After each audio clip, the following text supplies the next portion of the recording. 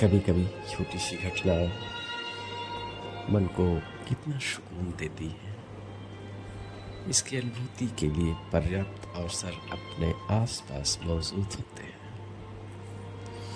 आज एक पंछी जो कि बचपन में पेपा के नाम से हम लोगों में जाना जाता था, आज चूहेदानी में फंस गया।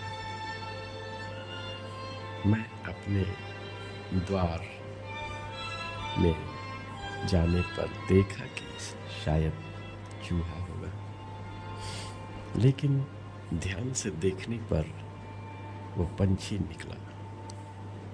मैंने उसे मुक्त करने के उद्देश्य से चूहेदानी को खोला, पर वह उसमें से निकल नहीं पा रहा था। वह बुरी तरह उसमें फंसा था।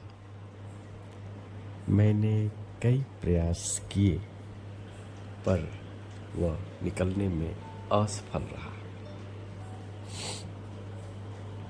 फिर मुझे ध्यान आया कि उसमें लगी स्प्रिंग उसे रोक रही है। फिर मैंने स्प्रिंग को निकाला, उसे कुछ आराम सा लगा, फिर भी उसे नहीं निकाल पाया। दूसरे छोर की स्प्रिंग निकाला, तब उसे आज़ाद करा पाया। वह तेजी से निकला और फुर करके उड़ गया। मुझे अच्छा लगा। एक पंछी को आज़ाद करा के इस एहसास को शब्दों में उकेरना मेरे बस की बात नहीं, परंतु एक सबक सीखा कि हम जब किसी को उसकी समस्याओं से मुक्त करने में सहायता करते हैं तो यह भी ध्यान रखना होगा कि कहीं उसकी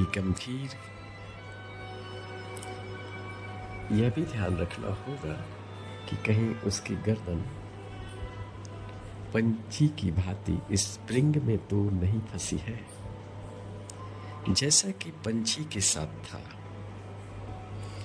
क्योंकि हम पंछी को पूरे प्रयास के बाद भी निकाल पाने में अक्षम होते हैं, उसकी कैद उस पिंजरे से अधिक उस स्प्रिंग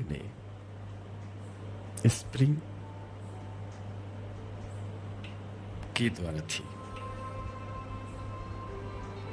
जो कि केवल पंछी जानता था। अर्थात मूल समस्या को समझे बिना किया गया मेरा प्रयास उसको अधिक हानि पहुंचा सकता था।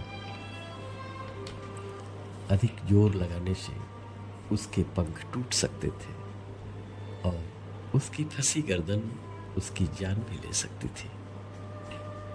इसलिए किसी को मुक्त कराने की उपागम में हमें यह ध्यान देना होगा कि उसकी कोई और ऐसी समस्या तो नहीं है जो कि कैद किए हुए है। तभी हम सफल हो पाएंगे, उसे मुक्त कर पाएंगे। जय हिंद।